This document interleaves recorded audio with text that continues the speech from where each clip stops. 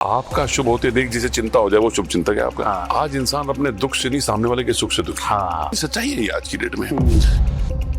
15 साल से मैंने अपने माँ बाप से बात नहीं करी। इन्होंने फोन किया, उनके फादर ने उठाया। बातचीत के दौरान पता चला कि उसके जाने के बाद जो माँ सबसे गुस्सा थी वो सबसे बीमार हो गई और 3 साल में उनकी डेथ हो गई। 12 साल हो गए उसकी माँ को मरे हुए और उस लड़के को पता ही नहीं था।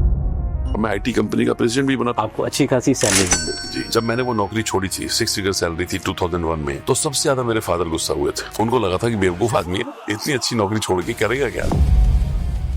तो मेरी दादी की 2 लाइनें थी जिन्होंने बदला है, किसी भूखे को खिलाया तो बता, किसी रोते को हंसाया तो बता, अपना पेट तो कुत्ते भी भर लेते हैं। नमस्कार दोस्तों, the CEO magazine podcast series में आपका स्वागत है। आज हम बात करेंगे कि कुछ ऐसी चीजों पर जो हम सभी लोग चाहते हैं, अपने जीवन में स्ट्रेस कम करना, अपने जीवन में हैप्पीनेस को बढ़ाना, अपने आप को सक्सेसफुल देखना।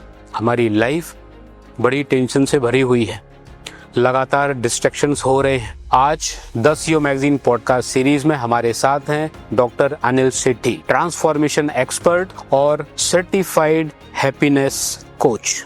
उन्होंने Tata, Birla, JK, Dabur, SBI, BSNL, Delhi police, UP police, अगर शिक्षा विभाग की बात करें तो आईआईटी दिल्ली, दिल्ली यूनिवर्सिटी जैसी सैकड़ों संस्थाओं में लाखों लोगों को लीडरशिप माइंडसेट और हैप्पीनेस पर ट्रेन किया है। आज की बातचीत में हम जानेंगे ट्रांसफॉर्मेशन का प्रैक्टिकल फॉर्मूला, लीडरशिप की असली डेफिनेशन, हैप्पीनेस स्किल को किस तरह से डेवलप किया जा सकता है। तो चलिए स्वागत करते हैं डॉक्टर अनिल सेठी जी का।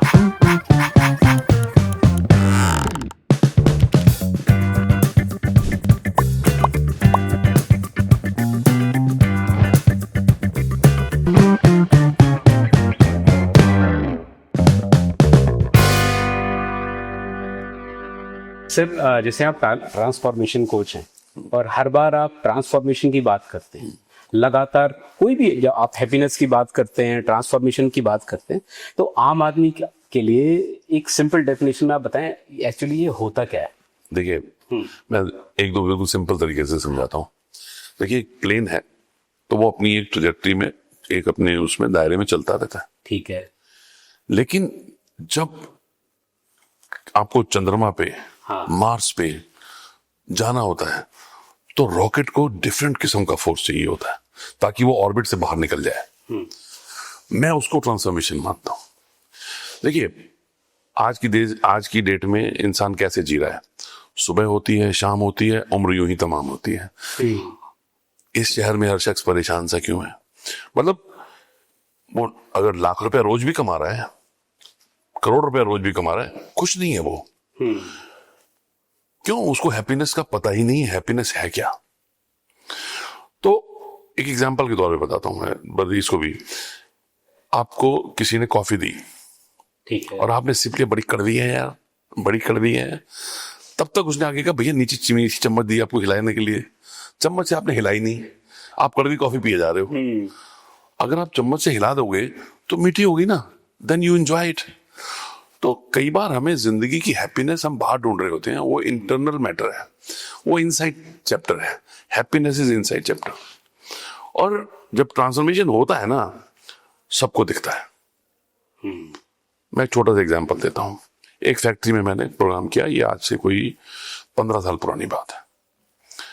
एक सज्जन थे वहां पे, मैं नाम नहीं लेना चाहूंगा, ना कंपनी का ना उनका, just to keep it like that. यही हमारे सोनीपत के पास की फैक्ट्री थी। एक सुपरवाइजर फैक्ट्री में, जिस बंदे की किसी ने आवाज भी नहीं सुनी थी, उस दिन पहली बार उसका मेरे से कन्वर्सेशन हुआ उस सेशन के अंदर। कट टू सीन 2, वो लड़का 3 साल में कंपनी का सेल्स हेड बन गया, उसी कंपनी का। अरे, सेल्स हेड बन गया, और आज कंपनी के साथ वाले प्लॉट पे उसकी जूते की फैक्ट्री है। अब इसे आप क्या कहेंगे? ट्रांसफॉर्मेशन कहेंगे। कट टू सीन 2, कानपुर में आज से 10 साल पहले एक स्कूल का इनॉग्रेशन करने गया मैं। ठीक है, फर्स्ट डे था उनका, और उसमें उनके ऑफिस के भी कुछ लोग आके बैठे थे। एक यंग लड़का था और उसको 2 साल हुए थे कंपनी में, एमबीए किया हुआ लड़का था। और उस लड़के को 2 घंटे के इंटरेक्शन में इतना कुछ हो गया कि वो 2 साल के अंदर कंपनी में मैनेजर से डिप्टी डायरेक्टर बन गया 2 साल के अंदर। और उसके बाद अभी उसने 3 साल पहले मुझे कलकत्ता में जिस कंपनी में भी वो काम कर रहा है, जहां पे चीफ ऑपरेटिंग ऑफिसर है वो, और उसकी सैलरी 10 साल पहले जो थी अब से आज कम से कम 100 गुना हो गई। Complete transformation. और आप देखिए, मुझे पता भी नहीं, उसको एक एक बात याद है कि क्या बात हुई थी, कैसे हुई थी। उससे मिलने के बाद मैंने फिर इन्वेस्टिगेट किया, पुरानी फोटोज देखी, दिखाई, उसने मुझे एक एक बात बताई। एक और एग्जांपल देता हूं आपको। श्री सीमेंट्स एक फैक्ट्री की है, बहुत पुराने मेरे क्लाइंट हैं। तो वहां पे मैं प्रोग्राम के लिए गया 2 दिन के लिए। वहां पे कम्युनिकेशन स्किल लोगों की बड़ी वीक थी फैक्ट्री में। उनको कहा गया कि कम्युनिकेशन स्किल करनी है तो doctor Sethi will take care of that. तो मैंने सेशन शुरू किया और अभी 2 घंटे ही हुए सेशन को, और हमने 2 दिन का सेशन है। वो सज्जन खड़े हुए, डॉक्टर साहब बुरा मत मानिएगा, लेकिन आप तो टॉपिक में है ही नहीं, आप तो पता नहीं कहां कहां घुमा रहे हैं हमें। मैंने कहा जी ट्रेनिंग कितने दिन की है? बोले 2 दिन की। मैंने 2 दिन हो गए? बोले नहीं। तो मैंने कहा 2 दिन के बाद आपसे बात करूंगा, अभी नहीं। जब 2 दिन के बाद एंड हुआ, जब उसमें हम यूनिट हेड वगैरह सबको बुलाते हैं कि लोगों ने क्या सीखा, वो बताते हैं, अपने आप बताते हैं। तो कहने लगे जी इससे पहले कि कोई और कुछ बोले मुझे कुछ कहना है। मैंने जी कहिए। कहते मैं डॉक्टर सेठी से माफी मांगना चाहता हूं, क्योंकि इन्होंने जिस ढंग से हमें सब्जेक्ट मैटर समझाया है वो हम उसे आम जिंदगी में, अपने ऑफिस में, अपने घर में, सब जगह इस्तेमाल कर सकते हैं, और मैं जिंदगी भर नहीं भूलूंगा इसको। तो बात खत्म हो गई। बट उस बंदा जो कि प्रोजेक्ट का बंदा था, इंजीनियर था वो प्रोजेक्ट का, और श्री सीमेंट्स की 50 साल की हिस्ट्री में वो पहला यूनिट हेड बना। और जब वो यूनिट हेड बना हरिद्वार में, उस बंदे ने इतना अच्छा परफॉर्म किया कि उसको 2 यूनिट्स का हेड बना दिया गया। 2 यूनिट का हेड, ठीक है। जब मैं उसको मिला दोबारा काफी दिनों के बाद, तो मैं हैरान था कि उसको 2 दिन के सेशन में से लगभग सब कुछ याद था। जबकि उस दिन उसने मेरे से कैसे बात करी, मैंने कहा ये तो सबसे डिससेटिस्फाइड कस्टमर, इसको सेटिस्फाई करना है। तो देखिए क्या होता है कि ट्रांसफॉर्मेशन कब होता है? जब आप जिस परिस्थिति में हो उससे डिससेटिस्फाइड हो, आपको लग रहा है मैं जो कर रहा हूं उसमें मजा नहीं आ रहा, मुझे कुछ और करना है, लेकिन उसको पता नहीं है क्या करना है। हाँ, अंदर से इच्छा है करने की, कुछ कर रहा है, कुछ क्या है वो पता नहीं है, डायरेक्शन नहीं है, मिसगाइडेड मिसाइल है वो। एनर्जी बहुत है, हाँ, करने की इच्छा शक्ति भी बहुत है, लेकिन जब उसको क्लैरिटी मिलती है। मैं अपने सेशंस में मेडिटेशन भी करवाता हूं, मेडिटेशन भी सिखाता हूं, ठीक है। क्योंकि आज आपाधापी की जिंदगी में ना आदमी इतना डिस्टर्ब रहता है रोज। वजह देखिए, हमारा कंसंट्रेशन स्पैन खत्म हो गया आज की डेट में। रील्स देखते देखते हमारी दिन शुरू होता है, रील देखते देखते दिन खत्म हो जाता है। टेलीविजन पे हम कुछ समय देखते हैं, फिर उसके बाद खत्म हो जाते हैं। और कुल मिला के जब कंसंट्रेशन ही नहीं है तो आप फोकस कहां करोगे? फोकस ही खत्म हो गया। आज के बच्चों में कंसंट्रेशन की सबसे ज्यादा कमी है। हम लोगों के टाइम पे हम लोग 2 घंटे बैठ के पढ़ लेते थे, आज कोई बच्चा नहीं पढ़ सकता 2 घंटे लगातार। हर आधे घंटे मुझे ब्रेक चाहिए। हम कहते हैं आधा घंटा भी बैठ गया तो बड़ी बात है। तो जो सबसे इंपॉर्टेंट चीज है कि बंदा जब शांति से बैठता है ना, तो वो अपने आप से बात करता है कि उसको चाहिए क्या, आखिर उसको क्या अच्छा लगता है। Self analysis, self introspection. तो मेरे साथ भी यही हुआ। मैं भी आईटी प्रोफेशनल था और मैंने मतलब अपना कैरियर आईटी प्रोफेशनल से शुरू किया, और मैं आईटी कंपनी का प्रेसिडेंट भी बना, पब्लिक लिमिटेड कंपनी का प्रेसिडेंट बना, लेकिन डिससेटिस्फेक्शन था अंदर। सर किस टाइप का डिससेटिस्फेक्शन? आपको अच्छी खासी सैलरी मिल रही थी, जी, अच्छा कमा रहे थे आप, और किसी भी व्यक्ति का, आम आदमी का सपना ये होता है कि एक अच्छी पोजीशन हो, अच्छी सैलरी हो, टाइम टू टाइम जॉब हो, बिल्कुल, पर्सनल लाइफ भी अलग हो। बिल्कुल। फिर किस चीज का? मैं आपको बताऊं, या कोई ऐसी बात बता दूं जो मैंने आज तक कभी लाइव कभी नहीं बोला, मतलब किसी भी प्रोग्राम में नहीं बोला। जब मैंने वो नौकरी छोड़ी थी, 6 फिगर सैलरी थी 2001 में, हाँ, तो सबसे ज्यादा मेरे फादर गुस्सा हुए थे। उनको लगा था कि बेवकूफ आदमी है, इतनी अच्छी नौकरी छोड़ के करेगा क्या। मेरे को सबसे बड़ी दिक्कत थी कि झूठ बहुत बोलना पड़ता था वहां पे। Being a companies face, companies president, झूठ बहुत बोलना पड़ता था, और मैं बाय नेचर झूठ बोल नहीं सकता, मेरे डीएनए में ही नहीं था झूठ बोलना, तो कॉन्फ्लिक्ट होता था रोज। हाँ, रोज conflict अपने आप से अपने आप कॉन्फ्लिक्ट होता था। अब देखिए, पैसा मिल रहा था, क्योंकि देखिए कंप्यूटर्स, मेरे मामा कंप्यूटर्स में थे, यूएसए से आए थे, मुझे अट्रैक्शन हो गया, और पिताजी ने मुझे यहाँ भेज दिया, मैंने कंप्यूटर्स पढ़ा, टॉप किया, और वहीं से स्कॉलरशिप मिलने लगी, जॉब भी मिल गई, और बड़े बड़े चैलेंजिंग काम किए, उसमें मजा आ रहा था। लेकिन मन में कहीं खालीपन था। मैं बचपन से ही जब भी आंखें बंद करता था ना, मुझे अपने आसपास हंसते मुस्कुराते चेहरे दिखाई देते थे, जो कोई भी नोन फेस नहीं होता था, अननोन फेसेस दिखते थे। अच्छा, बचपन से मैं कम से कम 7वीं 8वीं से तो क्लियरली याद रखता हूं, मेरे को ये सपने आते थे, और उसमें कभी भी ऐसा नहीं हुआ कि कोई नोन चेहरा मैंने देखा हो, सब अननोन फेस चेहरे हमेशा। जब भी वो सपना आता था और वो मेरे साथ खुश है, और मुझे समझ में नहीं आता था कि मैं ऐसा क्या करूं जिससे मेरे आसपास वाले सारे खुश रहे। ठीक है, तो मिशन हैप्पी प्लैनेट, इसीलिए मैंने उसका नाम रखा है। मतलब मिशन के अंदर आपके ह्यूमन बींग्स भी आ गए, जानवर भी आ गए, पेड़ पौधे भी आ गए, सब पोल्यूशन से भी बचना है, सब कुछ। तो जब ये सब चल रहा था, और मेरे को उस समय पे being a president of a big company, मुझे कॉलेजेस में, यूनिवर्सिटीज में लेक्चर के लिए बुलाया जाता था कि आप आइए गेस्ट लेक्चर के लिए। हाँ, और मुझे जब वो बच्चे खुश होते थे ना, मुझे बड़ा मजा आता। हाँ, यहाँ से परसेप्शन मिला होगा। देखिए, दूसरे के चेहरे पे कितने लोग आपकी वजह से मुस्कुरा रहे हैं, इससे बड़ा सेटिस्फेक्शन नहीं है कोई भी। आपकी सक्सेस का पैमाना यही है कि कितने लोग आपकी वजह से मुस्कुरा रहे हैं, वो चाहे आपकी बात से मुस्कुरा रहे हैं, आपके सानिध्य से मुस्कुरा रहे हैं। और बड़े आदमी की एक पहचान, जो मैंने किसी में, शायद रतन टाटा जी का स्टेटमेंट था, कहते बड़ा आदमी वही है जो आपको छोटा ना महसूस होने दे। हाँ, और वो चीजें मेरे अंदर शुरू से थी, मतलब कभी भगवान की तरह से, कभी घमंड नहीं, हम्बल जिसे कहते हैं ना, वो एक नानक नीवा जो चले लगे ना तत्तीवा। हम लोगों को गुरबाणी की भी जो चीजें हैं दादी ने बहुत सिखाई। तो जो सबसे इंपॉर्टेंट चीज है ना, क्योंकि मुझे दादी बचपन में एक चीज सिखा गई, बहुत ज्यादा सिखा गई। वो कहती थी, किसी रोते को हंसाया तो बता, किसी भूखे को खिलाया तो बता, अपना पेट तो कुत्ता ही भर लेता, क्या बड़ी बात है, तो अपने लिए क्या कर रहा है, अपने बच्चों के लिए क्या कर रहा है, बता। किसी के चेहरे में मुस्कुराहट लाए हैं तो बता क्या किया तूने। तो वो हमको जैसे हर की पड़ी ले जाती थी हरिद्वार कि चल बेटा कंबल बांट। बचपन से ही हमारे को ट्रेनिंग हो रखी थी। अच्छा, ये आप बचपन से ही कर? बचपन से, चल धोतियां बांट, सर्दियां हैं तो ब्लैंकेट बांट, गर्मियां हैं तो धोतियां बांट। और मैं देखता था लोगों के चेहरे, कहते किसी के चेहरे पे नहीं देखना, दादी मना करती थी, क्योंकि उनके चेहरे पे जो कृतज्ञता है, आपके प्रति ग्रेटिट्यूड है, आपको घमंड लाने के लिए काफी है। हाँ। तो हमने वो चीज अपने बच्चों के साथ भी, हमारे बच्चे छोटे थे, हमने कभी बर्थडे पार्टी नहीं करी।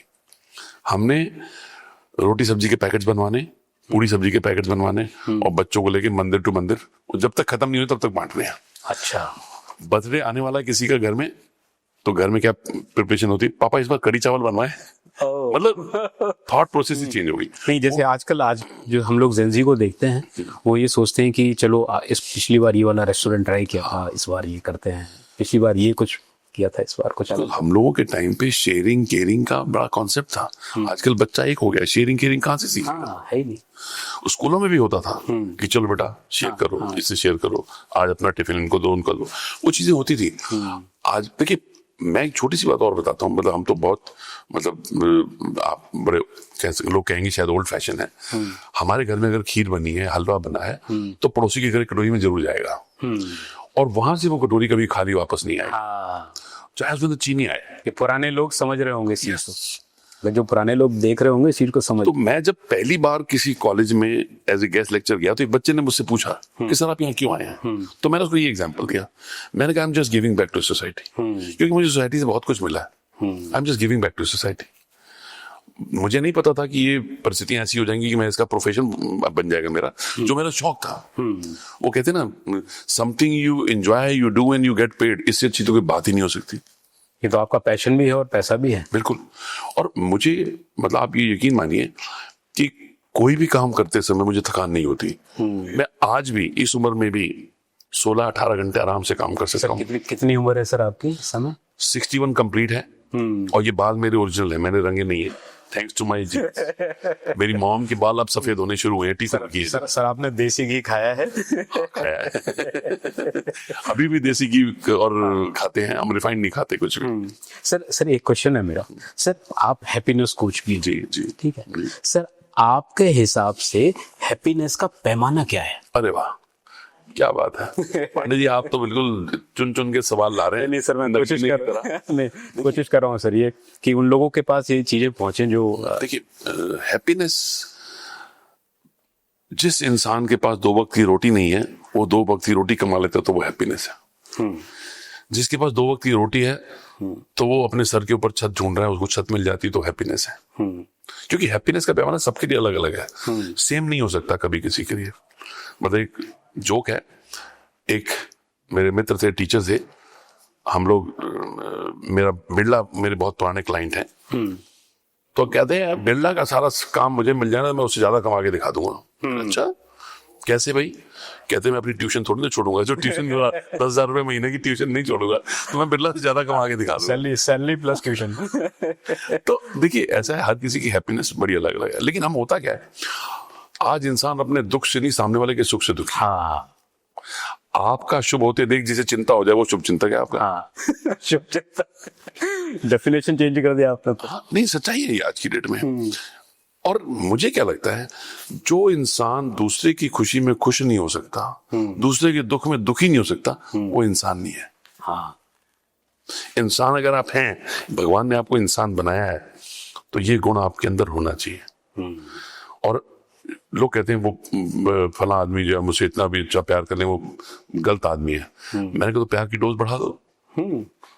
अगर आपको लग रहा है वो दवाई असर नहीं कर रही तो डोज बढ़ा दो। हाँ, सही। और यकीन मानिए, मेरा एक्सपीरियंस ये कहता है कि हम जिसके साथ प्यार से डील करते हैं ना, जिसको हम प्यार देते हैं, चाहे वो कितना भी नेगेटिव हो, अल्टीमेटली एक दिन वो वापस रेसिप्रोकेट करेगा सेम वे से जैसे आप करते हो।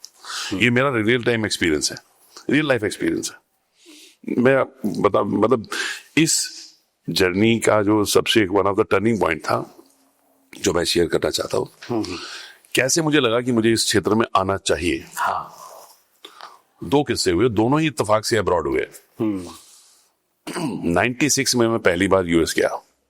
मैं तब ESPN में काम करता था, चैनल में टेक्नोलॉजी हेड था यहाँ इंडिया का। तो वहां पे मैं नाम नहीं लेना चाहता, लोगों के दोस्त हैं मेरे सब, लेकिन मैं न्यूयॉर्क में था, फ्राइडे का दिन था, और वेस्ट में ये कॉन्सेप्ट है कि फ्राइडे इवनिंग से लेके संडे नाइट तक कोई आपसे बात नहीं करेगा। No one is available to you. Professional काम है, मंडे मॉर्निंग से लेके फ्राइडे इवनिंग तक थैंक यू। उसके बाद फ्राइडे इवनिंग, सैटरडे, संडे आपको कोई पूछेगा नहीं, आप अपने आप हो, जो मर्जी करो आप। अच्छा। बट फ्राइडे इवनिंग मुझे फोन आया, मैं होटल में पहुंचा, मुझे दोस्त का फोन आ गया। मैंने कहा क्या हो गया भाई, ये तो कमाल हो गया। था वो अपना इंडियन ही भाई, अपना NRI।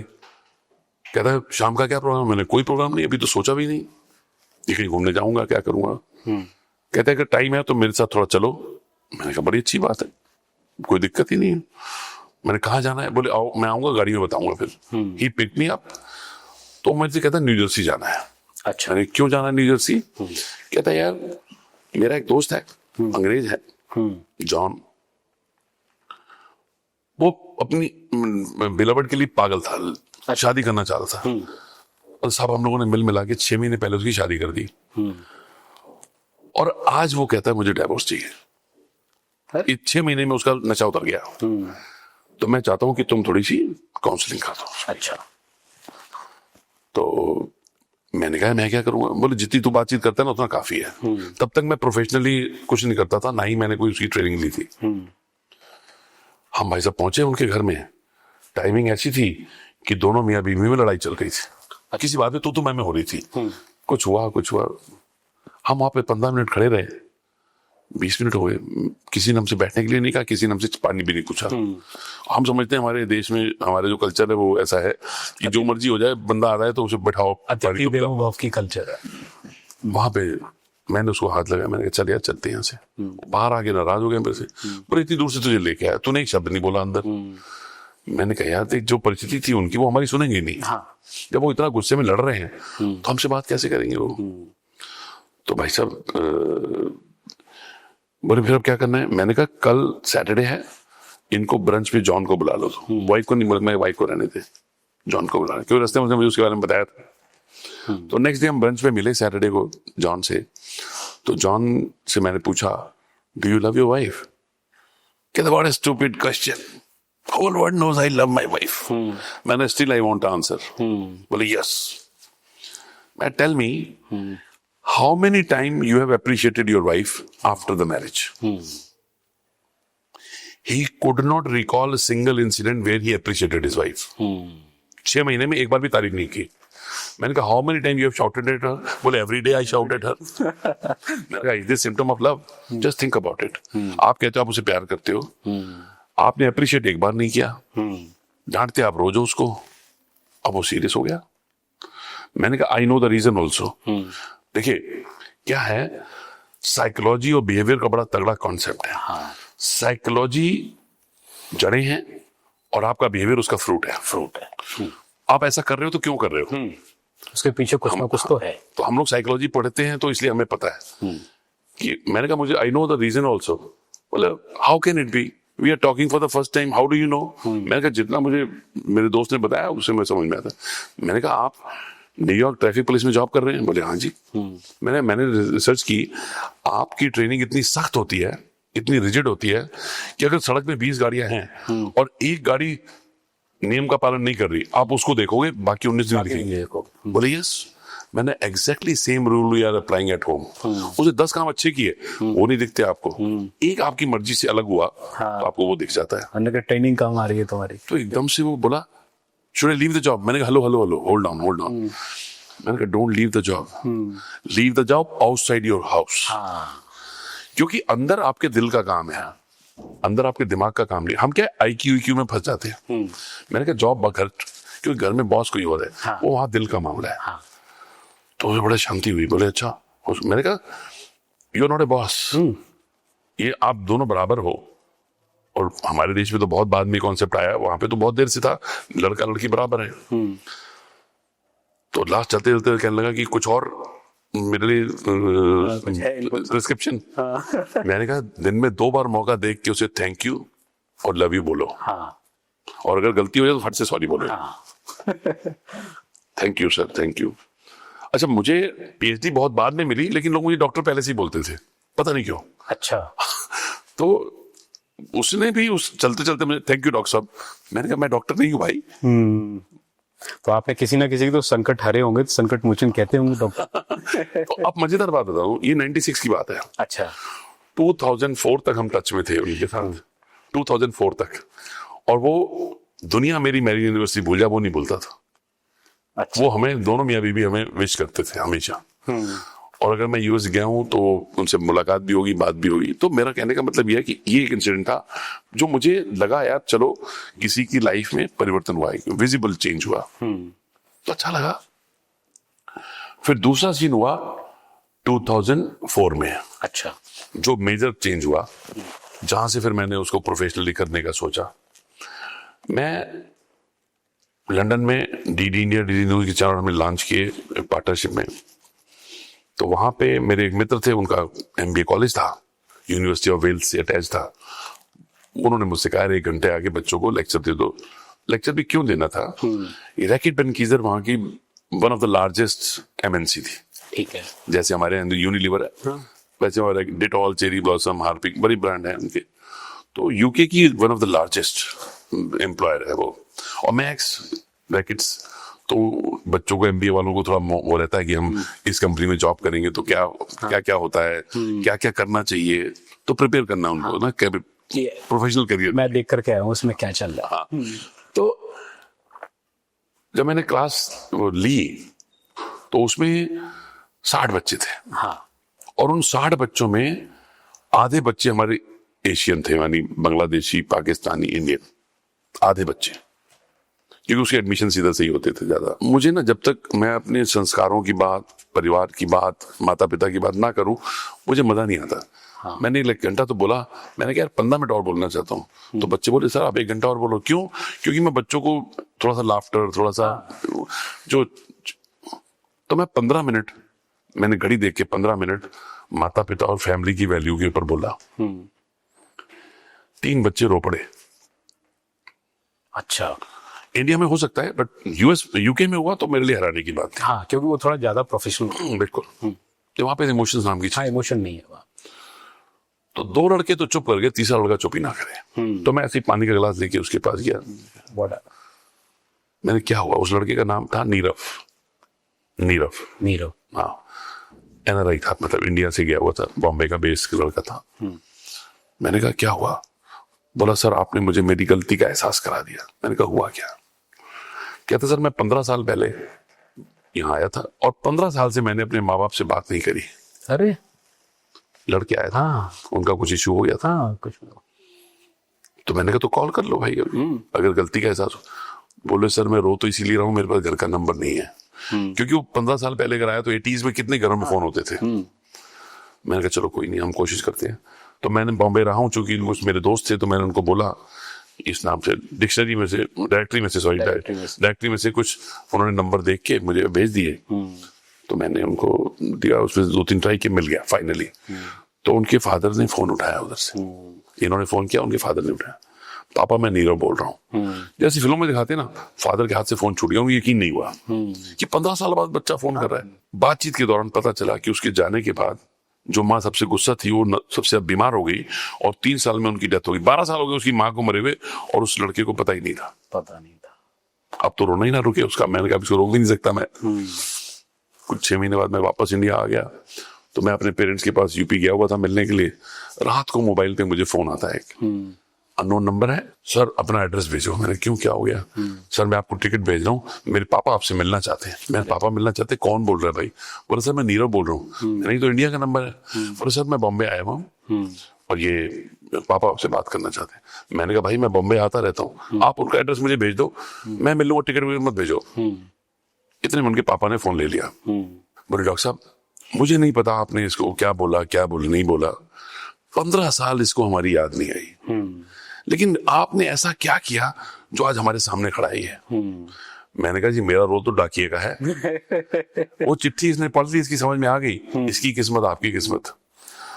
तो फोन रखने के बाद ना मैं ऊपर वाले का बहुत शुक्राना किया, क्योंकि देखिए ये आपने अपनी दादी की बात को सार्थक कर दिया कि आपकी वजह से कोई हंसा, कोई मुस्कुराया। तो मुझे लगा यार ये चीज सही है। नौकरी में छोड़ चुका था, देखिए मैं अपना IT का काम कर रहा था। फिर 2004 में इस इंसिडेंट के बाद मैंने कहा बॉस अब तो यही कर। इसमें फिर मैंने कोर्सेज किए, मैंने फिर PhD भी कंप्लीट की, फिर उसके बाद साइकोलॉजी में ही सारा बिहेवियरल साइंस के ऊपर। तो देखिए अगर कुछ काम करना है तो उसके लिए तैयारी भी करनी पड़ेगी, नॉलेज तो चाहिए ना आपको। तो धीरे धीरे मैं, जिसे कहते हैं ना, चलते चलते आज वर्ल्ड वाइड 1 मिलियन से ज्यादा लोगों को फेस टू फेस टच कर चुका हूँ। और मजेदार बात यह है, जब मैं कई बार कहता हूँ I have touched 1 million wifes, लोग कहते लाइफ्स और वाइफ्स, मैंने कहा बोथ दोनों। क्योंकि जो पत्ता बदलता है उसकी वाइफ पूछती है हुआ कैसे, ये कैसे हो गया, ये डॉक्टर सेठी कुछ किए। तो मुझे कई बार कई वाइफ्स मिलती हैं, वो हस्बैंड से ज्यादा खुश होती है मुझे मिलके कि आपकी वजह से ये बंदा सुधर गया। मुझे मौका मिला तो सुधारने का, मैं नहीं सुधार। हाँ, बिल्कुल। मतलब मैं कई बार फोन करता हूँ किसी को, मेरी एक आदत है, मैं कहीं पे भी ट्रेनिंग सेशन करता हूँ तो संडे को हर ग्रुप में से 2-4 लोगों से मैं फोन पे बात करता हूँ पर्सनली, कि how things are going, feedback return लेता हूँ, तो उसमें नंबर भी लेता हूँ। तो संडे के दिन मैं फोन करता हूँ, तो एक बंदा फट से गाड़ी रोक के मुझे कहता है sir thank you very much. मैंने कहा हुआ क्या? कहता है वाइफ मेरे साथ है, मैं आज उसको पहली बार लेके घूमने जा रहा हूँ। तो मुझे लगता है यार कि चलो एक्शन भी आ रहा है ना, तो मैं हफ्ते के बीच में एक बार चेक कर लेता हूँ कि कुछ एक्शन हो रहा है कि नहीं हो रहा है, क्योंकि उस समय आदमी इमोशनली हो गया, सब कुछ हो गया, लेकिन जब तक एक्शन नहीं होगा तो आपको उसका रिजल्ट ज्यादा लॉन्ग टर्म दिखेगा नहीं। हाँ सर, ज्ञान तो सभी अर्जित कर लेते हैं, एग्जीक्यूशन नहीं होता। बिल्कुल बिल्कुल सर जैसे अभी ने कहा कि आप 10 मिलियन से ज्यादा लोगों से फेस टू फेस मिल चुके, तो सर आपने कॉर्पोरेट्स को भी आपने ट्रेन किया है, आपने इंस्टीट्यूट्स को भी ट्रेन किया है, चाहे वो दिल्ली पुलिस हो, BSNL हो, SBI हो, IIT हो, सभी को आपने ट्रेन किया है। सर सबसे बड़ा चैलेंज कहाँ आता है सर आपको? सबसे बड़ा चैलेंज आता था, अब नहीं है, पहले आता था टीचर्स को ट्रेन करने में, क्योंकि टीचर्स को स्टूडेंट बनाना सबसे मुश्किल काम था। टीचर्स को लगता था कि वो भाई सब कुछ आता है, हम तो पढ़ा रहे हैं लोगों को, ये हमें क्या पढ़ाएगा। हाँ सर, अभी कुछ समय पहले से अभी बड़े बड़े इंस्टीट्यूट्स और यूनिवर्सिटी सर FDP नाम से प्रोग्राम करते हैं, बिल्कुल, फैकल्टी डेवलपमेंट प्रोग्राम। मैं एक छोटा एग्जांपल देता हूँ। हाँ। इटावा में एक क्रिश्चियन स्कूल में मैं गया ट्रेनिंग देने के लिए, असाइनमेंट था, मैं गया और वो सारे के सारे साउथ इंडियन भाई बहन बैठे और बिल्कुल सीरियस, कोई स्माइल नहीं, कुछ नहीं, जो मर्जी कर लो आप जी। मैंने कहा यार ये तो बड़े गलत लोग टकरा गए। तो मैंने जो ऑर्गेनाइजर था, मैंने उसको बोला गौरव, मैंने कहा गौरव यार ऐसा कर, एक टी ब्रेक कर ले और मुझे कुछ चेंज करना है अपने प्रोग्राम में, आई वॉन्ट टू चेंज। बोले ठीक है सर, 15 मिनट दे दो। 15 मिनट टी ब्रेक हो गया। मैंने जैसे ही ब्रेक हुआ, मैंने कहा मुझे चाय मत दे, मुझे पहले ये बता कोई बड़ा हॉल है। बोला है जी, दिखाओ। मैंने कहा इन सबको यहाँ लाओ ब्रेक के बाद और मैं लाफ्टर योगा कराऊंगा इनसे। आप यकीन मानो पांडे जी, मैंने 10 मिनट लाफ्टर योगा कराया, उनकी सबके जबड़े दर्द करने लगे हंसते हंसते। उसके बाद जो उनकी परफॉर्मेंस, मतलब जो उसका इंटरेक्शन शुरू हुआ, क्योंकि बड़ों को बच्चा बनाना बड़ा मुश्किल है, वो उनके अंदर के बच्चे को टच करना बहुत जरूरी। हम क्या करते हैं, अपने बच्चे को डरा धमका के बिल्कुल कोने में बैठा देते हैं, बिल्कुल कोने में बैठा देते हैं, और बच्चा जीवित रखना बहुत जरूरी है। मैं आज भी बहुत शरारतें करता हूँ, सबसे बच्चे से ज्यादा शरारतें मैं करता हूँ। सबसे हाई पॉजिटिव एटीट्यूड बच्चों का ही होता है। बिल्कुल 100%। जो मर्जी हो जाए, वो खुश मिलेंगे आपको हमेशा। एनर्जी लेवल उनके देख लो आप। तो कई बार मेरे बच्चे मजाक करते हैं कि हमारे घर का बच्चा पापा ही है। तो मुझे अच्छा भी लगता है, क्योंकि मैं एनर्जी में कोशिश करता हूँ। तो वो जब प्रिंसिपल साहब एंड में आए, बोले डॉक्टर साहब क्या कर दिया आपने बच्चे, हमारे टीचर्स को इनकी शक्ल नहीं पहचानी जा रही। मैंने कहा इनसे ही पूछो, क्योंकि देखो बच्चा हर एक के अंदर होता है। बट उस बच्चे को टच, हमें साइकोलॉजी में एक चीज सिखाई जाती है कि onion therapy. Layer to layer, हर बंदे की लेयर्स होती हैं। जो दुनिया को कुछ और दिखाता है, कुछ अपने खास लोगों के सामने कुछ और होता है। घर में आपके कुछ गेस्ट आते हैं जिनके आप बनियान में भी बैठ जाते हो, कोई लोग सामने आप कपड़े पहन के बैठते हो। तो उसमें एक हमें कहावत सुनाई जाती है कि अगर एक डाकू है, एक मर्डरर है, लेकिन वो अपने बेटे को बहुत प्यार करता है, तो प्यार है ना, वो पॉजिटिव चीज है उसके अंदर। अगर आप उसके वहां तक टच कर सकते हो, आप उससे कुछ भी करवा। हमें टफ लोग भी मिलते हैं जिनको टच करना मुश्किल होता है, बड़े बड़े। और मैं तो सेशंस में कई बार हमें ऐसे लोग मिल जाते हैं जो बड़ा नेगेटिवली रिएक्ट करते हैं, ये क्या है, मैं होता है, बहुत होता है। देखिए दुनिया में क्या है, नेगेटिविटी बहुत ज्यादा है। अच्छा, नेगेटिविटी बहुत ज्यादा, वो परेशान है बेचारा जिंदगी से, जिंदगी से परेशान है, वो अच्छी बात सुनने के लिए तैयार ही नहीं है। अब आप फ्रस्ट्रेशन में हो, आपको लग रहा है यार मैं अपने बच्चों को एडमिशन नहीं हो रहा मेरे, और ये ज्ञान की बातें कर रहा है, ये अपना मंगल भवन मंगलहारी गा रहा है इसकी। अबे छोड़ना भगवान को, यहाँ पे रियल प्रॉब्लम मेरे हाथ में है, बच्चे का एडमिशन नहीं हो रहा, उसकी फीस के लिए पैसे नहीं मेरे पास। तो सर ऐसे केस में आप क्या करते हो सर? देखो ऐसा है ना कि उस बंदे की परिस्थिति को समझना बड़ा जरूरी है।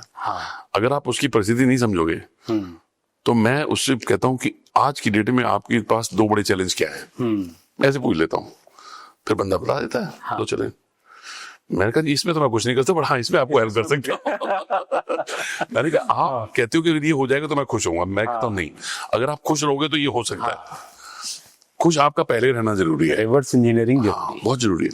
और कई बार क्या होता है ना, फ्रस्ट्रेशन में आदमी जब गुस्से में होता है, इरिटेटेड मूड में होता है, उसकी थिंकिंग भी रैशनल नहीं होती, उसकी थिंकिंग भी डिस्टर्ब हो जाती है। अब देखिए पानी उबल रहा है, उसमें आपकी शक्ल नहीं दिखेगी, अब शांत पानी के अंदर आपको शक्ल दिख जाएगी। तो वो शांत करना बहुत जरूरी। तो मैं फिर कोशिश करता हूँ उसी समय पे, अगर मेरा शेड्यूल अलाउ करता है, तो मैं उनको 5 मिनट का 2 मिनट का मेडिटेशन करा देता हूँ। तो थोड़ा सा लोग शांत हो जाते हैं, फिर हमारी बात सुनने के लिए वो रिसेप्टिविटी थोड़ी सी बढ़ जाती है। एक एम्स का किस्सा है। अच्छा, एक सज्जन खड़े हुए हैं, उनके बेटे का एक्सीडेंट हो गया है और उसका ऑपरेशन होना है, और हॉस्पिटल में कोई डॉक्टर नहीं है जो उसकी सर्जरी कर सके। अच्छा, वो बड़े परेशान हैं। अब जिसका यंग बच्चा ओटी में है और डॉक्टर नहीं है, वो कितना परेशान होगा आप अंदाजा लगा। तभी पता चलता है कि डॉक्टर आ रहे हैं, डॉक्टर आ रहे हैं। अब वो डॉक्टर को जैसे ही देखता है चिल्लाने लगता है, ये क्या बात है, आप कहाँ हो, मेरे बच्चे की जिंदगी की मौत का सवाल है, आप क्या कर रहे हो, कहाँ जा रहे हो। मेरे शांत रखो, मैं जा रहा हूँ, अंदर जा रहा हूँ। अंदर गए, 2-3 घंटे उन्होंने सर्जरी की और वापस आके उनसे बोला सर्जरी सक्सेसफुल है, बच्चा खतरे से बाहर है, ठीक है, और आपको कुछ भी और सवाल पूछना हो तो मैं नर्स को बता दिया, नर्स मैं जा रहा हूँ। वो चला गया। और बंदा अभी भी कुछ नर्स से कहता है ये क्या बदतमीजी, 2 मिनट भी से बात भी नहीं करनी, चले गए, ऐसे क्या तरीका है। तो नर्स ने कहा 1 मिनट शांत हो जाओ, कल इनके जवान बेटे का रोड एक्सीडेंट में डेथ हो गई है, आज उसका क्रिमेशन है। जब आपके यहाँ पे कोई डॉक्टर नहीं था तो ये उस क्रिमेशन को छोड़ के आपके बच्चे की जान बचाने आए हैं कि आपके बच्चे की जान बच जाए। अब उस बंदे की देखिए उसका जो रिएक्शन था और डॉक्टर का रिस्पॉन्स, दोनों में फर्क था। देखिए बहुत ज्यादा फर्क। तो रिस्पॉन्स लॉन्ग टर्म होता है और रिएक्शन शॉर्ट टर्म है, और उससे नेगेटिविटी ज्यादा फैलती है। क्योंकि अब इम्पल्सिव बिहेवियर में ना ऐसे होता है। तो बट मैं इसीलिए कहता हूँ कि भैया रिएक्शन में मत बिलीव करो, स्लिप इट ओवर। अगर कोई डिसीजन भी लेना है तो आज रात सो जाओ, कल सुबह डिसीजन लेना। क्योंकि गुस्से में आदमी गलत काम ही करता है, सही काम नहीं करता बिल्कुल भी। सर एक क्वेश्चन मैं आपसे और पूछूंगा कि सर आपके हिसाब से किसी भी इंसान की जिंदगी एक डिसीजन से बदलती है या एक हैबिट से बदलती है? देखिए हैबिट बदलने के लिए भी डिसीजन लेना पड़ेगा, तो decision is the starting point. ठीक है, बट अगर लॉन्ग टर्म में कुछ चाहिए तो हैबिट से बदलती है आपकी। वैसे तो एक जोक की बात है, लेकिन नरसिम्हा राव हमारे एक प्राइम मिनिस्टर हुए, उनके लिए कहा जाता डिसीजन नहीं लेते। तो एक बार एक पत्रकार ने उनसे पूछ लिया कि it is said that you don't take decision. तो नरसिम्हा राव बोले what do you mean, I have decided not to decide, that is also a decision. तो आप कैसे डिसीजन नहीं लेता। तो decision is the starting point. The day you decide कि जो आपकी परिस्थिति है उससे आप बदलना चाहते हो, then you will change your habits. हाँ सर, जैसे देखा जाता है स्टार्टिंग पॉइंट डिसीजन है सर, जैसे देखा जाता है कि न्यू ईयर रेजोल्यूशन है, बर्थडे रेजोल्यूशन है, एनिवर्सरी रेजोल्यूशन, बहुत सारे रेजोल्यूशन लिए जाते हैं, डिसीजन तो बन गया। अब उस पर मैं आता हूँ, इसके नेक्स्ट पॉइंट क्या है। हाँ, अब आप उसका नेक्स्ट पॉइंट क्या है। सबसे पहली चीज आपने गोल सेटिंग करते हैं तो हम कहते हैं मैं 20 किलो वजन कम करूंगा, नहीं। तो इसी का किस्सा है, एक बच्चा अपने पापा को, दादा को देखता है। दादाजी पुरानी कुर्सी को चमकाने में लगे हुए, पेंट कर रहे हैं। दादाजी इतनी पुरानी कुर्सी क्या हो रहा है, इतने ब्रश लगा रहे हो। बोले बेटा हर ब्रश कुछ ना कुछ तो कर रहा है। किस तरह का होगा? बोले क्या मतलब? बोले हमारी जिंदगी भी ऐसी है, हम एकदम से 10 सीढ़ियां नहीं चढ़ सकते, लेकिन स्टेप बाय स्टेप एक एक स्टेप जरूर चढ़ सकते हैं। बच्चे को समझ में आ गया। वो बच्चा छटपटा रहा था, उसकी हेल्थ अच्छी नहीं थी, उसके नंबर्स अच्छे नहीं थे, वो करिकुलर एक्टिविटीज में नहीं था। तो उसने रोज 5 दंड बैठक लगाना शुरू किया। एकदम से 100-200 नहीं, 5 रोज। फिर 10 हुआ, फिर 20 हुआ, 50 पे पहुंच गया। पढ़ाई भी उसने आधा घंटे शुरू की, फिर 1 घंटा हुआ, फिर 2 घंटे हुए, पढ़ाई में भी ठीक हो गया। एक्स्ट्रा करिकुलर एक्टिविटीज में भी 10 मिनट, 5 मिनट, 15 मिनट। बट वो धीरे धीरे उसने देखा तो रिजल्ट बनना शुरू हो गया, उसका इंटरेस्ट बनना शुरू हो गया। तो जब तक आपका मेजरेबल माइलस्टोन्स नहीं होंगे आपके पास, तो आपको मोटिवेशन कहां से मिलेगा। ड्रीम तो आप कुछ भी देख सकते हो, वो शेख चिल्ली की कहानी है फिर तो। भाई वो तो फिर शेख चिल्ली की कहानी होगी ना। अगर आपका गोल सेट हुआ, उसके बाद आपने एक्शन प्लान भी बनाया और उसको रिव्यू भी करना बहुत जरूरी है। ये छोटी छोटी बातें हैं। कुछ भी जिंदगी में आप करना चाहें, कुछ भी करना चाहें, तो आपको उसको इस तरीके से लेना पड़ेगा, स्टेप बाय स्टेप। वो खाली डिसीजन लेने से नहीं होगा, वो आपको हैबिट में तब्दील करना पड़ेगा। लोग कहते हैं कि नहीं भाई कंसिस्टेंसी तो चाहिए ना, एक दिन में कुछ नहीं होगा। सर जैसे अभी आपने कंसिस्टेंसी की बात जी, तो सर आपके हिसाब से सबसे बड़ा इंटरनल एनिमी कौन है? सर कंसिस्टेंसी सब चाहते हैं लेकिन कहीं ना कहीं हो नहीं पाती, तो कोई सर अगर इंटरनल एनिमी, अगर आप उसको थोड़ा सा एक्सप्लेन करें कैसा? देखिए ऐसा है कि हमारे पास हर इंसान के साथ कुछ ना कुछ फियर चलते हैं। ठीक है। अब वो फियर एक्सटर्नल हो सकते हैं, इंटरनल हो सकते हैं। वो कहते हैं ना सबसे बड़ा है रोग क्या कहेंगे लोग। ये सबसे बड़ा रोग है। क्या कहेंगे लोग? सबसे बड़ा है रोग क्या कहेंगे लोग। इससे बड़ा कोई रोग नहीं है। और हम मोस्ट ऑफ द टाइम इसी में फंस जाते हैं। ये ट्रैप है, बहुत बड़ा ट्रैप है ये। और जिस दिन आप इसके ऊपर निकल गए, बल्ले बल्ले। मैं रैकेट बैंक में जॉब करता था, मेरे एक मित्र की शादी हुई, तो उन्होंने शादी के बाद घूमने का प्लान बनाया उदयपुर जाने का। ठीक है। उनके फादर थे, रिटायर्ड ब्रिगेडियर थे, उनके एक मित्र मनाली में थे, उनका बड़ा भारी फार्म हाउस था वहां पे। तो उन्होंने अनाउंस कर दिया कि मैंने उसको बोल दिया है तुम लोग वहां मनाली चले, जितने दिन मर्जी रह के आओ वहां पे। जी पता जी, मियां बीबी दोनों यस करके चले गए। एम्बेसडर कार थी उस जमाने में।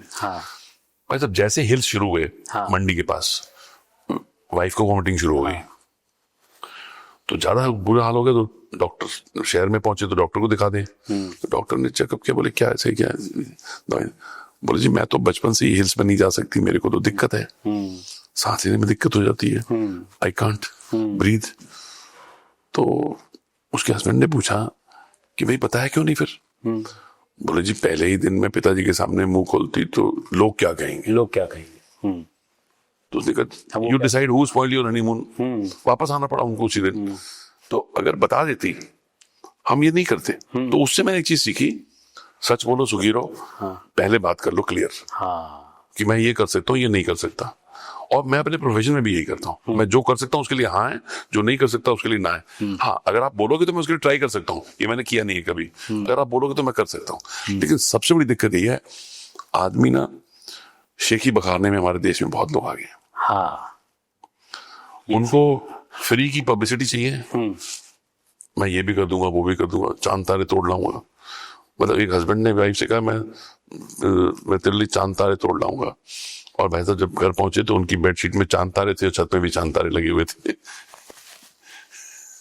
सर जैसे आप बहुत ट्रेनिंग करते हो, सभी लोगों को आप ट्रेन करते हो, आप क्लाइंट्स के लिए पॉलिसीज भी बनाते हो, क्लाइंट्स के लिए आप सिस्टम्स भी बनाते हो कि उनका परफॉर्मेंस अच्छा बने, कंपनी का परफॉर्मेंस अच्छा हो। सर आम आदमी की जिंदगी के लिए भी कोई सिस्टम होता है क्या? पांडे जी जरूर होता है सर। देखिए जैसे आप जिम में जाते हो, ठीक है, आप सिर्फ एक हाथ से डंबल उठा रहे हो सिर्फ, तो आप एक हाथ के मसल बना रहे हो, बाकी दूसरे हाथ के नहीं बन रहे। वैसे ही हमारी लाइफ के लिए, हमारे ओवरऑल डेवलपमेंट के लिए क्या क्या चीज जरूरी है? देखिए सबसे जरूरी चीज है साउंड स्लीप। और आज की डेट में लोग स्लीप भूलते जा रहे हैं। Same here sir. धीरे धीरे स्लीप का समय कम होता जा रहा है। Number 1 sleep, number 2 self development, इसके लिए टाइम ही नहीं निकालते। फालतू की चीज देखते रहेंगे, रील देखते रहेंगे, सेल्फ डेवलपमेंट नहीं है। सोशल टाइम, जो दोस्तों के साथ बैठ के गपशप करते थे, उससे बड़ा डी स्ट्रेसर नहीं है कोई। अगर आपके पास जिंदगी में एक दोस्त है जो आपके कॉल पे खड़ा होता है, आपसे ज्यादा खुशकिस्मत कोई इंसान नहीं है। फैमिली टाइम, हम हर चीज का पूरा उनसे पूछते हैं कि आप, हमारे पूरा एक्सेल शीट है, हम उसमें वो हेडिंग्स देते हैं उनको कि आप एक हफ्ते की फिल करके दो हमें, कितनी देर सोए, कितनी देर आपने ऑफिस में काम किया, कितनी देर आप फैमिली के साथ समय स्पेंड किया, कितनी देर आपने कुछ नया पढ़ा, कितनी आपने एंटरटेनमेंट किया, नेटफ्लिक्स देखा, क्या करा।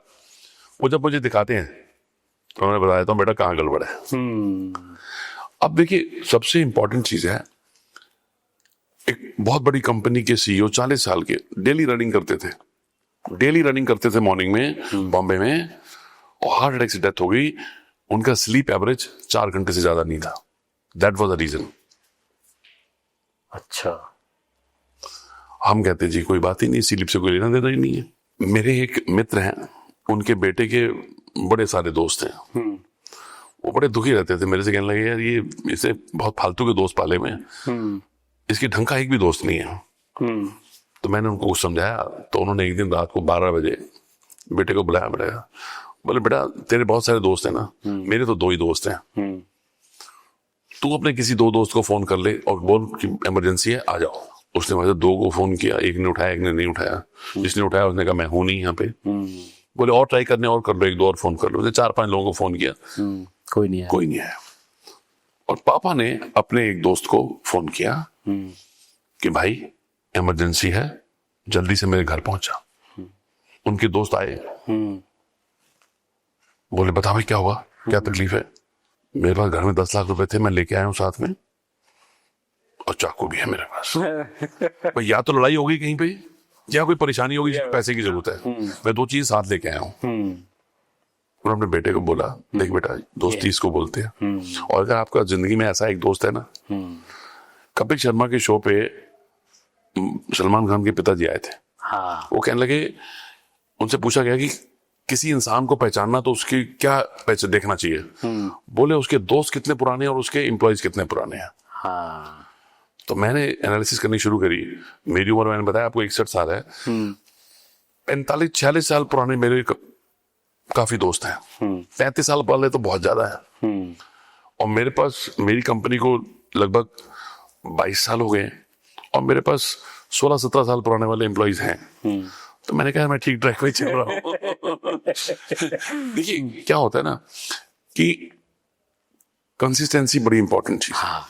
आपने आज किसी से अच्छा व्यवहार किया, कल आप नाराज हो गए और वो नाराजगी हाईलाइट हो जाती है। पॉजिटिविटी लोग भूल जाते हैं जल्दी, नेगेटिविटी हाईलाइट हो जाती है। आज मुझे अगर कोई ऑनलाइन सवाल पूछता है, मेरी एक छोटा फीडबैक की बड़ी इंपॉर्टेंस है, क्या बड़ी बात याद आ रही है इसी प्रोग्राम के साथ से। मैं नया नया टेलीविजन पे बैठना शुरू किया, लाइव प्रोग्राम करता था टोटल टीवी पे। आपका ट्यूटर करके एक प्रोग्राम आता था, इतना पॉपुलर हुआ कि हफ्ते में 2 दिन आने लगा वो। अच्छा, ट्यूसडे और फ्राइडे हो गया। तो उसमें लोग सवाल करते थे, कहीं से भी फोन करते थे और मैं उसका जवाब देता था। तो इसलिए लाइव होता था? लाइव होता था, कोई स्क्रीनिंग नहीं होती थी, कुछ नहीं होता था। ठीक है। अच्छा, मेरी आदत थी फीडबैक लेने की, क्योंकि मेरे को पता है feedback is breakfast of champions. हाँ। तो मैं ऑफिस में आया, मैंने अपने कलीग से पूछा। एक लड़के ने कहा, वो कहता सर इट वाज DTH। मैंने कहा DTH क्या मतलब? कहते डायरेक्ट टू हार्ट। अब जो बोल रहे थे हमारे दिल को लग रहा था। तब तक DTH आया नहीं था हिंदुस्तान में, मतलब स्टार टीवी, डिश टीवी कुछ नहीं था। मैं घर पहुंचा तो मैंने, क्योंकि देखिए आज की डेट में तो इतने प्रोग्राम आते हैं बच्चे देख नहीं सकते। हाँ। उस समय पे नया नया क्रेज था, पापा टीवी पे देखना है तो देख रहे थे। मैंने कहा बेटा आपने देखा प्रोग्राम? हाँ पापा देखा। तो कैसा लगा? ठीक था पापा। मैंने कहा नहीं डिटेल में, आप तो बड़े एनालिसिस करते हो ना। पापा छोड़ो ना। मैंने नहीं बताओ। कहती पापा आपकी सारी बातें ठीक थी लेकिन एक चीज मुझे अच्छी नहीं लगी। मैंने कहा बताओ ना, वही तो जानना है। कहते आपको कोई भी सवाल कर रहा था ना, आप उसको जवाब दे रहे थे इंग्लिश में। हाँ। एक बंदे ने पंजाब से कॉल किया, आपने उसको अंग्रेजी में जवाब दिया। तो ये मुझे ठीक नहीं लगा। अगर बंदे ने हिंदी में सवाल पूछा तो आपको हिंदी में जवाब देना चाहिए। बात खत्म हो गई, आएगी हो गई। 2-3 हफ्ते के बाद मैं एक दिन फिर घर पहुंचा तो बेटी इंतजार खोला, वापस आया, पापा आज तो छा गए। मैंने कैसे? बोले आज तो आपने पंजाबी में जवाब दिया। क्योंकि देखिए जब भी कोई सवाल पूछता है ना, मुझे बेटी याद आ जाती है। कि बेटी पूछ रही है या बेटी कह रही है, तो फिर उसी भाषा में जवाब देने की कोशिश करता हूं मैं, बिल्कुल, अगर वो भाषा मुझे आती है तो। तो क्या होता है कि अगर आप फीडबैक नहीं देखते, मेरी कोशिश ये रहती है, मैं कहीं पे भी ट्रेनिंग प्रोग्राम करता हूँ तो फीडबैक रिटर्न में लेते हैं हम। और वो रिटर्न फीडबैक मैं 24 आवर्स के अंदर सारे खुद पर्सनली पढ़ता हूँ। मैं किसी और को नहीं देता पढ़ने। बाकी लोग उसकी रिपोर्ट्स बनाते हैं, सब कुछ हम कंपनी को भी भेजते हैं कि लोगों का क्या फीडबैक है, ऑल दैट। लेकिन मैं उसे जरूर देखता हूँ और उसमें जो भी कोई ऐसा लगता है मुझे, जहाँ पे पॉइंट जो किसी को अच्छा नहीं लगा, तो उसको इम्प्रूव करना है, काम करना है इसमें। तो बेसिकली क्या है कि आप लाइफ में आगे बढ़ना है तो ये कंटिन्यूस प्रोसेस है। सर जैसे आपने कहा लाइफ में आगे बढ़ना है, तो सर लाइफ में आगे बढ़ने के लिए सर 2 चीजें होती हैं सर। एक तो होता है डिसिप्लिन, एक होता है मोटिवेशन। जी। सर दोनों का गहरा रोल है आगे बढ़ने में, या दोनों में से सर कौन सा इंपॉर्टेंट है या कौन सा भरोसेमंद है? देखिए, आप कार जब खड़ी होती है, आप इग्निशन में चाबी लगाते हैं, स्टार्ट करते हैं, तो मोटिवेशन वो चाबी है जो आपकी गाड़ी स्टार्ट करता है। ठीक है। लेकिन उसके बाद जो डिसिप्लिन है ना, वो आपकी गाड़ी दौड़ाता है। आपका मोटिवेशन है, डिसिप्लिन नहीं तो भी बेकार है, और डिसिप्लिन है लेकिन मोटिवेशन नहीं है तो भी बेकार है। दोनों चीजें चाहिए आपको। कई बार आपका डिसिप्लिन गड़बड़ भी होता है, आप बीच बीच में अपना रूटीन डिस्टर्ब भी होता है। कहते हैं ना, हफ्ते में 5 दिन भी अगर जिम गए तो बहुत अच्छा है, 4 दिन भी गए तो बहुत अच्छा है, 6 नहीं जा पा रहे कोई बात नहीं। तो वहां पे भी आदमी को मोटिवेशन जब तक नहीं तब तक वो करेगा नहीं। तो दोनों एक दूसरे को कॉम्प्लीमेंट करते हैं। अच्छा। खाली मोटिवेशन से कुछ नहीं होगा, खाली डिसिप्लिन से भी कुछ नहीं होगा। दोनों चीजें जब होंगी तभी आपको रिजल्ट मिलेगा। चलो सर, रिजल्ट मिल गया। हाँ ठीक है, सक्सेसफुल हो गए जी।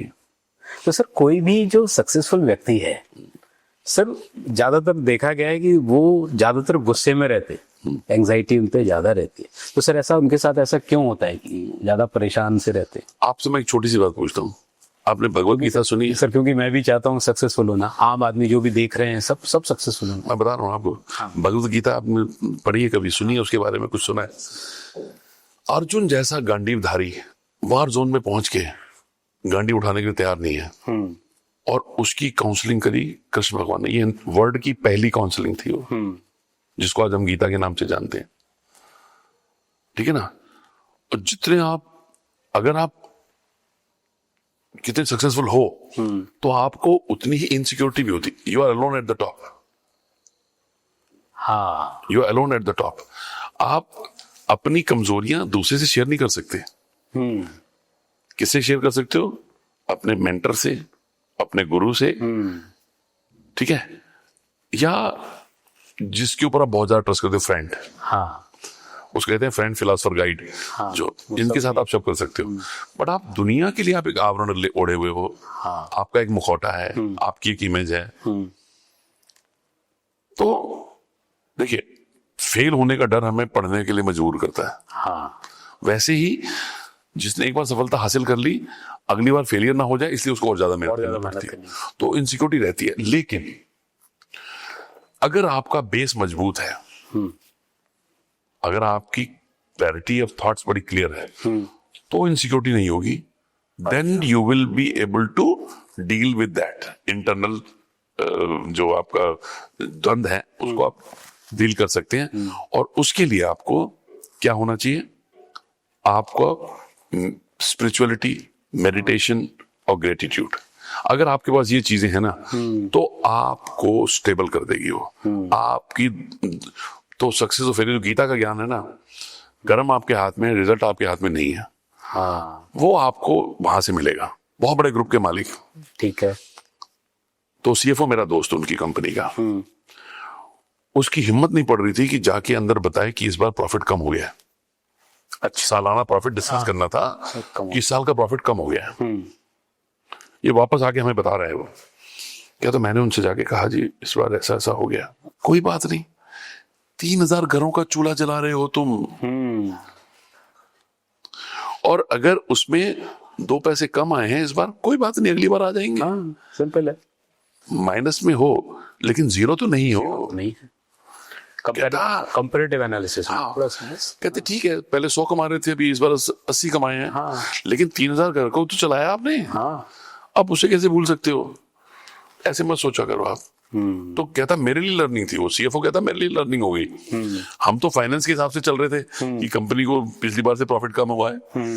उन्होंने जैसा ज्ञान दिया कि, और ऐसे लोग आपको कम मिलेंगे। कब मिलेंगे, ये बात सही। हर एक बंदे का एक्सीलेटर पे पैर होता है।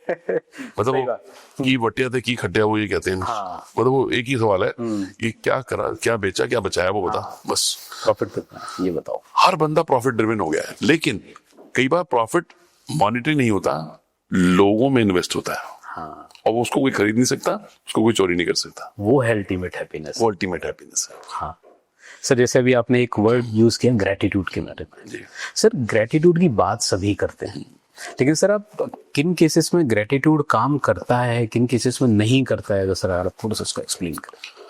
देखिए, आज के जमाने में सबसे बड़ा एग्जाम्पल, जो मैं स्कूल्स में जाता हूँ, कॉलेजेस में जाता हूँ, हाँ, टीचर और बच्चे का जो रिलेशनशिप है वो बिल्कुल खत्म होता जा रहा है।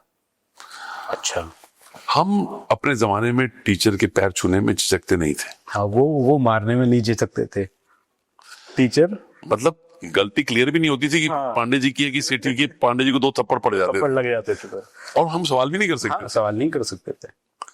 लेकिन आज वो खत्म हो गया है। क्यों? उन्हें लगता है ये तो पैसे ले रहा है हमें पढ़ाने के। हाँ, मैं एक छोटा एग्जांपल और इसमें ऐड करता हूँ। प्रॉफिट एंड लॉस अकाउंट लगा दिया होगा। मैं आपको बहुत छोटा एग्जांपल दूं। ग्रेटर क्लास में एक मेरे दोस्त रहते हैं। मैं एक दिन, पुरानी बात है, उनके बच्चे दिल्ली डीपीएस इंटरनेशनल में पढ़ रहे थे, शाकेत में। उनके बच्चे को पढ़ाने के लिए कोई टीचर घर आया। हम दोनों ड्राइंग रूम में बैठे हुए थे। उन्होंने आवाज लगाई, बेटा फर्स्ट फ्लोर पे था ऊपर, बेटा जी नीचे आओ, मास्टर आया। अच्छा। मैंने कहा है टेलर मास्टर आया कोई, कपड़े सिलवाने हैं? उन्होंने नहीं, टीचर है, उनके पढ़ाने आया। मैंने कहा भाई, अगर आप टीचर की इज्जत नहीं करोगे तो बच्चा कहां से करेगा? सही बात। तो आज की डेट में वो रिलेशनशिप खत्म होती जा रही है। और मुझे क्या लगता है, इसकी जो जड़ है, ग्रेटिट्यूड की जो जड़ है ना, आज लोगों का माता पिता से रिलेशन खराब हो गया है। माता पिता से सबसे पहले अगर हमें किसी का ग्रेटफुल होना है ना, तो माता पिता का ग्रेटफुल होना है। हमारा जब पैदाइश हुई, हमारा कम्युनिकेशन क्या था? कुएं कुएं। माँ को पता चल जाता है भूख लगी है, बिस्तर गीला होने वाला है। अगर उन्होंने उस समय हमारी टेक केयर नहीं की होती, तो आज हम उनसे जुबान लड़ाने वाले होते। आप यकीन मानिए, मैं दिल्ली पुलिस का प्रोग्राम कर रहा था और एसएचओ खड़े होके बोल रहे थे, बोले सर आपके सेशन तो सब जगह होने चाहिए। मैंने क्यों? कहते सर हर थाने में कोई ना कोई माता पिता रोज आके बैठे होते हैं कि हमारे बच्चे हमें तंग कर रहे हैं, हमें मार रहे हैं, हमें निकाल रहे हैं घर से, हमें बचाओ। बहुत केसेस हैं। और मेरा मानना यह है कि अगर आप अपने, देखिए हम अगर पेड़ हैं, माँ बाप जड़े हैं। हाँ, जो पेड़ जड़ों से दूर हो जाए खड़ा नहीं रह खड़ा सकता। नहीं। आज एंजाइटी स्ट्रेस का सबसे बड़ा कारण यह है। देखिए पुराने जमाने में हमें कुछ भी होता था, मम्मी को बताया, पापा को बताया, पापा क्या कोई नहीं हो जाएगा, चिंता ना कर, मिट्टी पा, मतलब, और इनवेरिएबली वो चीजें इंप्रूव होने लगती थी। क्योंकि देखिए आपने भगवान को देखा नहीं, आपको दुनिया में लाने वाले कौन? आपके माता पिता। और वो माता पिता को अगर आपने, मतलब जिसे कहते हैं ना कि माता पिता को अगर आपने वो रिस्पेक्ट नहीं दी, तो आप भगवान का अनादर कर रहे हैं। जो दुनिया में आपको लाए हैं, आपने भगवान को देखा नहीं ना, बट इस दुनिया में आने का कारण वो आप हो। और अगर आपने माँ बाप को खुश नहीं रखा, मैं आज देखता हूँ लोग नवरात्रि के व्रत रखते हैं और अपनी माँ को खुश नहीं रख देते, माँ को वृद्धाश्रम में भेज देते हैं। I feel so bad. आज लोग नवरात्रि के व्रत रखते हैं लेकिन अपने घर में माँ को नहीं रख पाते, अपनी माँ को वृद्धाश्रम छोड़ाते हैं, पिता को वृद्धाश्रम छोड़ाते हैं। मुझे लगता है ये हम जो दोहरे मापदंड अपना रखे हैं हमने समाज के लिए, ये सबसे बड़ा कारण है आज स्ट्रेस और डिप्रेशन का। और जिस दिन ही हम रियलाइजेशन वापस शुरू हो जाएगा, क्योंकि मेरा तो मिशन है, मैं तो, एक मित्र है हमारे पंडित ओम व्यास ओम, उज्जैन के रहने वाले हैं, उन्होंने माता पिता पे पोएम लिखी है। वो पोएम में कोशिश करता हूँ कि हर जगह पहुंचे। मैं आपको भी दूंगा कि उसकी A3 साइज का बोर्ड है और छोटे पैम्फलेट्स भी हैं। आप यकीन मानिए, जब बच्चे माता पिता की इज्जत करना शुरू कर देंगे, वो टीचर की इज्जत ऑटोमेटिकली करेंगे। और टीचर की इज्जत अगर नहीं कर रहे हैं ना, तो वहीं से सारा खेल खराब हो रहा है। क्योंकि वो टीचर का लगाव ही खत्म हो जाता है। टीचर भी कहता है ठीक है यार, चल रहा है। तो ये साइकिल है और ये इंटरकनेक्टेड है, सारी की सारी साइकिल। सर आप लीडरशिप कोच हैं, जी। ठीक है, तो सर आपके हिसाब से लीडरशिप की डेफिनेशन क्या है? देखिए लीडर वो है जो और लीडर क्रिएट करे। अच्छा, लीडर कभी इनसिक्योर नहीं हो सकता। सर मैनेजमेंट की बुक में सर एक डेफिनेशन है, getting the things done from others. ये मैनेजर का काम है। ये मैनेजर जो होते हैं ना, वो ये करते हैं। मतलब मैंने भी बहुत सारी किताबें पढ़ी हैं, लेकिन जो मुझे अपनी, मेरी जो सबका निचोड़ है, जो अच्छा लीडर वो है जो और लीडर क्रिएट कर दे। अच्छा, और दूसरे की तरक्की से खुश हो, और जो फेलियर को ले ले अपने सिर पे और सक्सेस को टीम को दे दे। होता उल्टा है हमारी लाइफ में। होता हमारे आसपास जितने भी लीडर आपको मिलेंगे, बहुत कम लीडर आपको मिलेंगे जो फेलियर ऑन करे और सक्सेस टीम को दे दे। कहते हैं ना फेलियर, कहते हैं ना success has many fathers, failure is orphan. तो फेलियर बंदा ढूंढता है किसके सिर पे डाले, जबकि ऐसा होना नहीं चाहिए। लीडर का काम है, मैं एग्जांपल देता हूँ ना, वो एपीजे कलाम साहब का, सारा भाई जी, जब उनका पहला फेलियर हुआ तो उन्होंने प्रेस कॉन्फ्रेंस में उन्होंने कलाम साहब को हटा दिया, आप खुद फेस किया, भाई मैं रिस्पॉन्सिबल हूँ, मैंने जल्दी करी इसलिए हो गया खराब। जब नेक्स्ट टाइम 1 साल बाद जब वो सक्सेसफुल हुआ तो कलाम साहब को प्रेस में बिठाया, तो कहने लगे कि मैं जिंदगी में ऐसा लीडर बनना चाहता हूँ जैसे मेरे बॉस हैं, कि फेलियर को हम ऑन करें और सक्सेस टीम को दे लें। और ऐसे लोग आज की डेट में कम है, ऐसे आज की डेट में कम है। तो कलाम साहब जब लीडर बने तो उसका भी एक किस्सा है। साइंटिस्ट लोग, आपको पता है, घड़ी देख के काम नहीं करते, वो अपने काम में लगे रहते हैं। तो एक छोटे से कस्बे में जहाँ पे वो कर रहे थे, अपना डिपार्टमेंट था, तो उनके जो एक one of the scientist came to him in the morning, कहते सर आज मुझे थोड़ा जल्दी जाना है। बोले कितने बजे? बोले 5 बजे। तो क्या हो गया? बोले जी मोहल्ले में, अपने शहर में एक सर्कस आया हुआ है, आज उसका आखिरी दिन है, बच्चे जिद करके बैठे हैं कि वाइफ ने भी कह दिया आज अगर नहीं आए तो अच्छा नहीं होगा। एज यूजुअल जैसा होता है, आदमी काम में मगन था, साइंटिस्ट घड़ी देखी नहीं, 7 बजे घड़ी पे नजर गई। ओ भाई साहब परेशान हाल में भागा घर पहुंचा तो देखा वाइफ स्वेटर बुन रही है। उसने पूछा भाई चाय पियोगे या सीधे खाना खाओगे? बोले अगर तुम चाय पियोगे तो मैं भी पी लूंगा थोड़ी सी। बट वाइफ ने बड़े आराम से पूछा, उसको बड़ी हैरानी हुई। तो उसने कहा कि बच्चे नहीं दिखाई दे रहे। वाइफ ने कहा तुम होश में तो हो, तुमने ही तो गाड़ी भेजी थी, बच्चे सर्कस देखने गए हैं। अब देखिए उस गाड़ी किसने भेजी थी? कलाम साहब ने भेजी थी। तो देखिए ऐसा बॉस अगर आपको मिल जाए आप उसके लिए कुछ भी करोगे ना। तो मेरा जो कहने का मतलब है कि लीडर वो है जो दूसरों को डेवलप करे, लीडर बनाए, मोर लीडर्स बनाए। लीडर की सिंपल पहचान ये मेरी नजर में। मैनेजर कंपनी में काम करते हैं तो फेल क्यों हो जाते हैं सक्सेस? देखिए मैनेजर जो है ना, ज्यादातर मैनेजर क्या होते हैं, उनको अपनी सीट का घमंड हो जाता है। वो they demand respect not command respect. हाँ, वो डिमांड रेस्पेक्ट के चक्कर में उनका कनेक्ट ही नहीं होता। उनको लगता है बस मेरा काम ये है कि कराना, ये प्रोडक्शन कराना मेरा काम है, और वो ह्यूमन टच भूल जाते हैं। और जिंदगी में आपकी टेक्निकल नॉलेज एक लिमिट तक ले जा सकती है, बट आपका जो ह्यूमन टच है ना, वो आपको आगे लेके जाता है। People management is the key. आप जितना आगे बढ़ना चाहते हैं, पीपल मैनेजमेंट अगर आपका अच्छा है तो आपको आगे बढ़ने से कोई नहीं रोक सकता। और सबसे बड़ा फेल बिल्कुल मैनेजर जो है वो मैनेज करता है, चीजें मैनेज करता है, वो लीडर नहीं। अच्छा, लीडरशिप जो है is without designation. You don't need designation to be the leader. सही बात। मतलब मैं जूनियर मोस्ट पोजीशन में होते हुए भी मुझे एक दिन मेरे जीएम ने मुझसे कहा था, यार तुम तो मैनेजर हो, सब मैनेज कर रहे हो अच्छे से बढ़िया से। मैंने कहा जी नहीं सर, मैं मैनेजर नहीं हूं, मैं तो सिर्फ अपना काम कर रहा हूँ बेस्ट पॉसिबल जो भी है गिवन सर्कमस्टेंसेस में। दिक्कतें आती हैं, उसको संभालना हमारा काम है। तो इस चक्कर में मेरा प्रमोशन हो गया कि यार ये बंदा तो सब कुछ कभी आता ही नहीं कंप्लेंट लेके। तो कई बार क्या होता है कि हम अपनी प्रॉब्लम्स लेके जाते हैं। हाँ, और लीडर वो है जो कहे भाई खाली प्रॉब्लम लेके मत आओ, पॉसिबल सोल्यूशन भी लेके आओ, फिर उसमें हम डिसाइड करेंगे कौन सा सोल्यूशन हमें इम्प्लीमेंट करना है। तो वहां से बंदा दिमाग लगाएगा ना।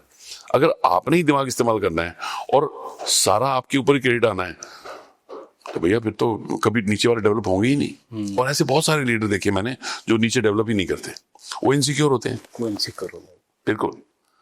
और मेरा मानना यह है कि अगले 3 साल में अगर आपने अपने बॉस को आउट क्लास नहीं कर दिया तो आपकी जॉब को आप ठीक नहीं कर रहे।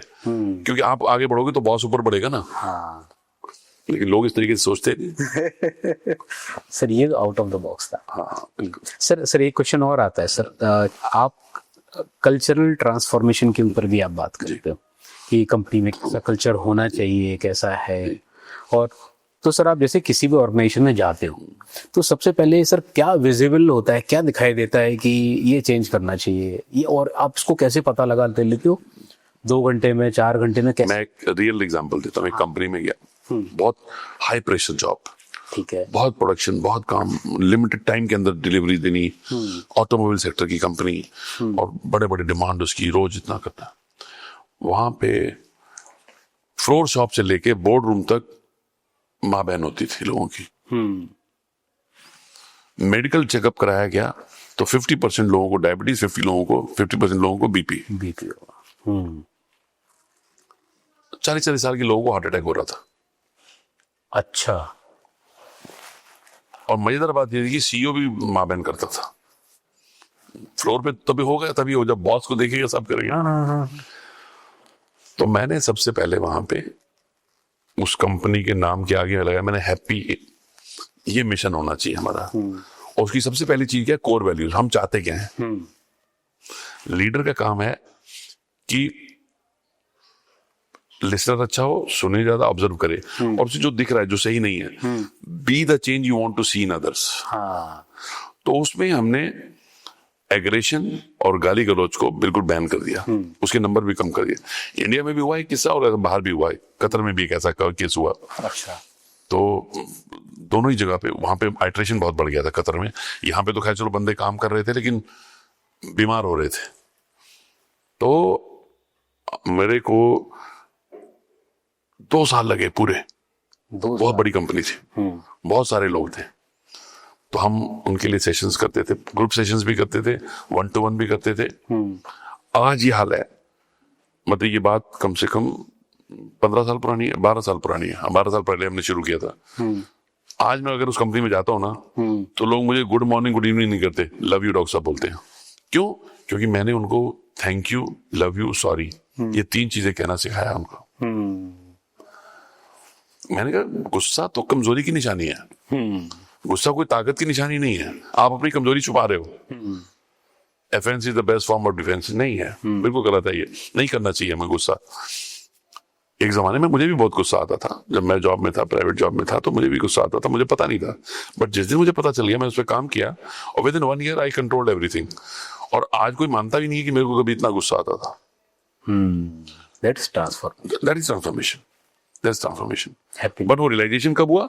जब एक ऐसा फीडबैक सेशन हुआ जिसमें हमारे पीयर्स ने हमें फीडबैक दिया, तो मुझे पता चला।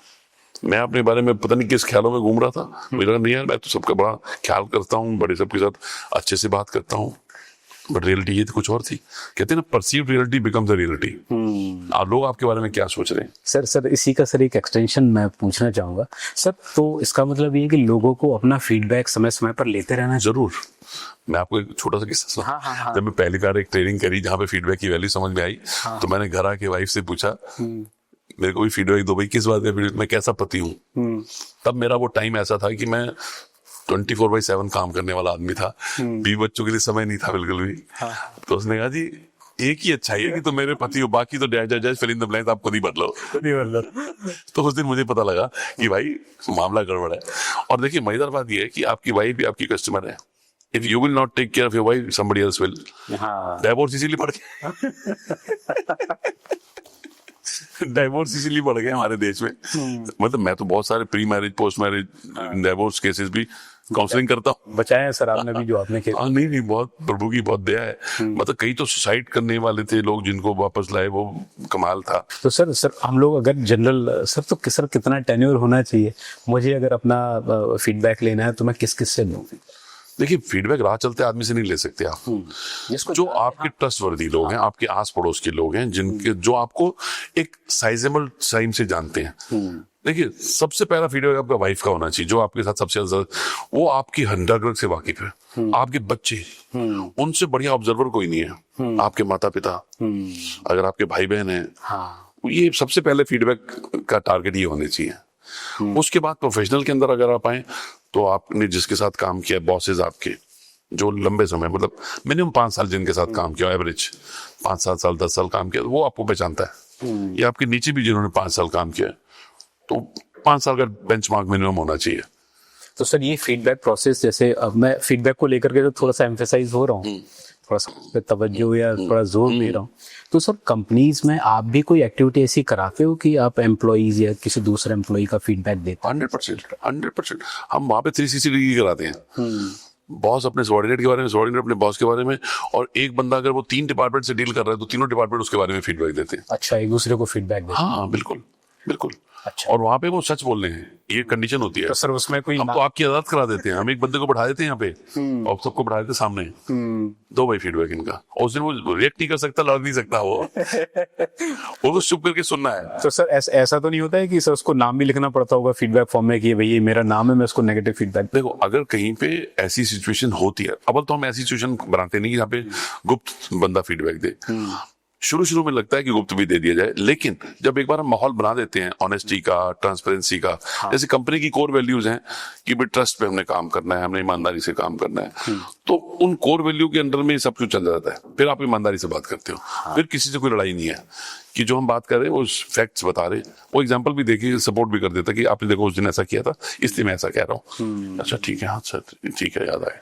वो बंदा नहीं भी मान रहा लेकिन मान रहा है। अब उसमें से हम काम किस पे करना है? आपको किसी एक बंदे ने कह दिया कि आप बहुत गुस्से वाले हो, बाकी 9 लोग कह रहे हैं कि नहीं यार आप तो बिल्कुल बैलेंस्ड हो, तो आपको उस एक को नहीं सुनना जिसमें कंसिस्टेंसी है। भाई एक आइसोलेटेड हो सकता है, उसने कोई एक इंसिडेंट देखा और उससे आपकी इमेज बन गई, लेकिन आपके किस फीडबैक में कंसिस्टेंसी है। मान लो 10 लोगों से आपने पूछा, उसमें 5 लोग कहते हैं कि यार आप डिसिप्लिन्ड हो, तो आप डिसिप्लिन्ड हो। कम ज्यादा हो सकता है बट डिसिप्लिन हो। सेम वे आपने वाइफ से फीडबैक लिया, बच्चों से फीडबैक लिया, बच्चे कहते पापा आप तो टाइम ही नहीं देते हमें, हम तो तरस जाते हैं आपके लिए। वाइफ भी यही कह रही है, फिर तो भाई मामला गड़बड़ है। सर जैसे सर ये पॉडकास्ट अगर मान लो कोई कंपनी ओनर देख रहा हो, तो सर आपको उसको अगर कोई टिप्स देना हो तो आप कल्चरल वैल्यूज पर उसको क्या टिप्स देना चाहो? As a company owner, you have a privilege to create the dream company. Whatever you dream, what all you should have in ideal organization.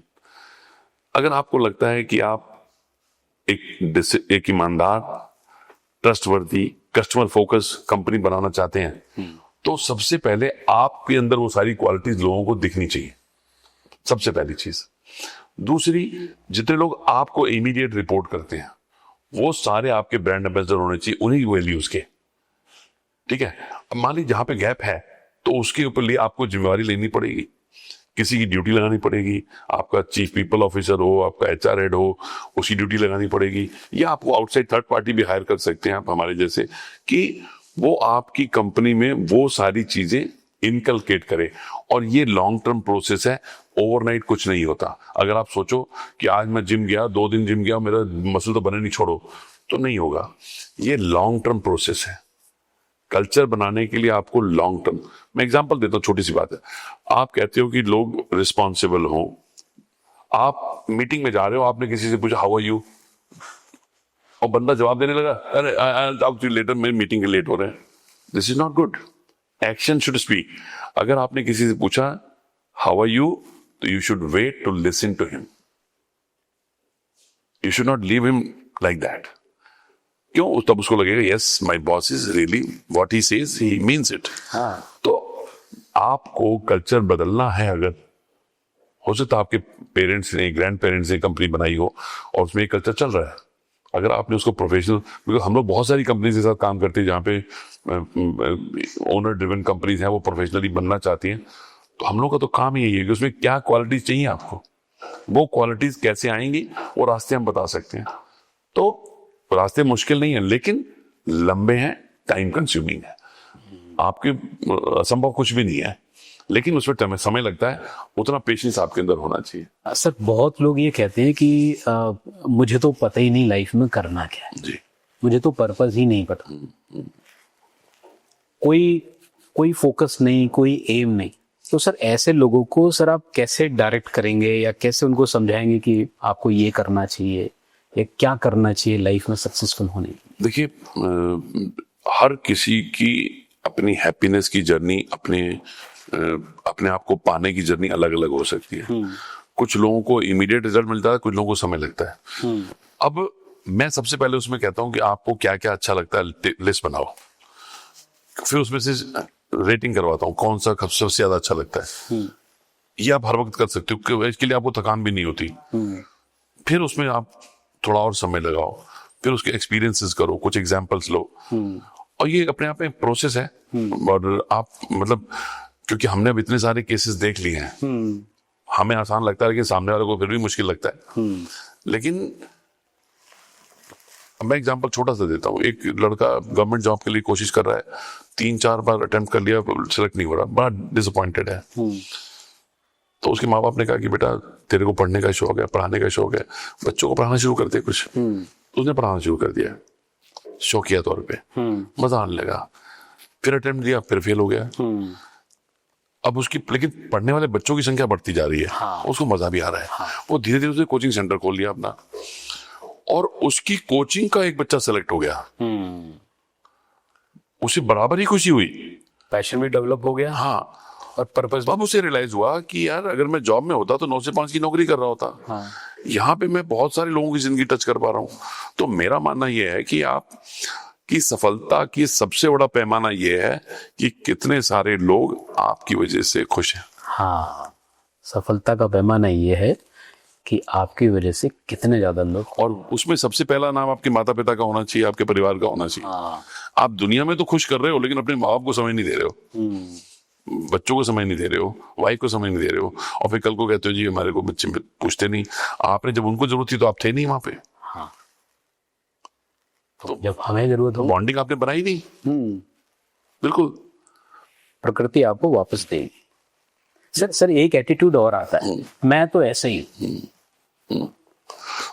Sir इस एटीट्यूड पर सर आप क्या बोलना चाहेंगे? देखो जी, अगर आप जिस तरीके से जिंदगी चल रही है उसी तरीके से चलती रहेगी तो वही रिजल्ट आएंगे, दोबारा बदल नहीं सकते। बट अगर आपको रिजल्ट डिफरेंट चाहिए तो एक्स्ट्राऑर्डिनरी एफर्ट्स तो डालने पड़ेंगे कुछ ना कुछ। और वो एक्स्ट्राऑर्डिनरी एफर्ट, अब मोहनदास करमचंद गांधी को ट्रेन के डब्बे से नीचे फेंका गया तो वो ट्रांसफॉर्मेशन शुरू हो गया वहां से उनका। तो लाइफ में आपको, आप अपने आप को समझ लोगे, सुधार लोगे, कुछ स्टेप ले लोगे, तो बहुत अच्छी बात है। अगर नहीं लोगे तो दुनिया समाज देगा आपको, मौका देगा, तो कोई आपको तगड़ा झटका देगा, कहीं बेइज्जती होगी आपकी, फिर आपको लगेगा दिल में चोट लगेगी, तो फिर आप कुछ करोगे। तो वो चॉइस आपकी है, समय रहते खुद कर ले तो बहुत अच्छी बात है। अगर नहीं करेंगे हम, कंप्लेसेंसी रहेगी हमारी लाइफ में, तो फिर किसी दिन हमें झटका लगेगा। कई लोगों की नौकरियां चली जाती हैं, कभी कोई और परिस्थिति आ जाती है।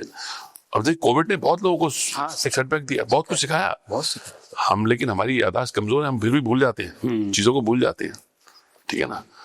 तो मेरा ख्याल है कि हर शख्स को अपना बेस्ट वर्जन बनने की इच्छा होनी चाहिए। हर ऑर्गेनाइजेशन को भी अपना बेस्ट वर्जन बनना चाहिए। वर्जन, और ये जर्नी है अपने आप में। सर कहा भी जाता है कि version 1 is better than version none. Sir अब एक रैपिड फायर है, और उसमें एक एक वर्ड में सर आप एक वर्ड या एक लाइन में सर आप आंसर दो कि सर एक हैबिट जो हर लीडर में होनी चाहिए। Good listener. एक हैबिट जो तुरंत छोड़ देनी चाहिए। Over confidence. और सर एक बिलीफ जो यूथ को नुकसान करता है। Sir I know everything. एक किताब या लाइन जिसने सर आपका जीवन बदल दिया। सर कोई बुक हो या कोई लाइन हो। सर मेरी जीवन तो मेरी दादी की 2 लाइनें थी जिन्होंने बदला है। किसी भूखे को खिलाया तो बता, किसी रोते को हंसाया तो बता, अपना पेट तो कुत्ते भी भर लेते हैं। अपने लिए कुछ भी कर रहे हो क्या फायदा, दूसरे के लिए क्या किया, उससे अपने आप को पैमाना अपना वो है। और सर एक हैप्पीनेस की एक लाइन फॉर्मूला अगर आप किसी को बोलो, एक लाइन फॉर्मूला कि भाई इस तरीके से है। वो कहते हैं ना कि घर से मस्जिद है अगर दूर तो किसी बच्चे को हंसाया जाए। दूसरे के चेहरे पे आप मुस्कुराहट लाओगे तो आपको ऑटोमेटिकली मुस्कुराहट मिल जाएगी, आप भी खुश हो जाओगे। हाँ, और सर और वो लॉन्ग लास्टिंग होगी जी। और सर मेरा पॉडकास्ट का लास्ट क्वेश्चन है, या लास्ट मैं आपसे यही पूछना चाहूंगा कि कोई सर ऐसे 2 या 3 पॉइंट सर आप मुझे बताओ जो इस पॉडकास्ट को अभी तक देख रहे हैं, तो वो कुछ यहाँ से जो सीख करके जाएं, तो कोई ऐसे 3 बुलेट पॉइंट्स। और आप देखिए जीवन में आप कुछ भी करना चाहते हैं, कुछ भी बनना चाहते हैं, सबसे पहले अपने माता पिता का सम्मान, अपने गुरुओं का सम्मान करना ना भूलें। ये स्टार्टिंग पॉइंट है। उसके बाद ऐसा कोई काम ना करें जो आप नहीं कर सकते। जैसे एग्जाम्पल के तौर पे मुझे एक बार एक बहुत बड़ी मल्टीनेशनल सिगरेट कंपनी का ऑफर आया। मैंने घर में बच्चों से बात की, वाइफ से बात की, करना चाहिए। तो वाइफ ने कहा सिगरेट पी के तो दिखाओ पहले, उसके बाद। तो मैं तो पीता नहीं सिगरेट। तो बोले अगर तुम पीते ही दूसरों को कैसे पिला सकते हो। तो ऐसा कुछ भी ना करें जो आपको लगा नेगेटिव है। और जो भी काम करें ईमानदारी से 100% अपना दें, और प्रभु पे भरोसा रखें, अपने आप पे भरोसा रखें। ये अगर आप कर लेंगे तो आप कुछ भी करना चाहें जिंदगी में, कुछ भी लक्ष्य हासिल करना चाहें, आपको तकलीफ नहीं होगी। सूनर और later you will achieve your aim. Thank you sir. Thank you sir. आपने सीओ मैगजीन टीम को पूरा इतना समय दिया, उसके लिए बहुत बहुत धन्यवाद। Pleasure is all mine. आप लोगों ने हमें यहाँ बुलाया, उसके लिए बहुत बहुत धन्यवाद। Thank you sir. Thank you भाई।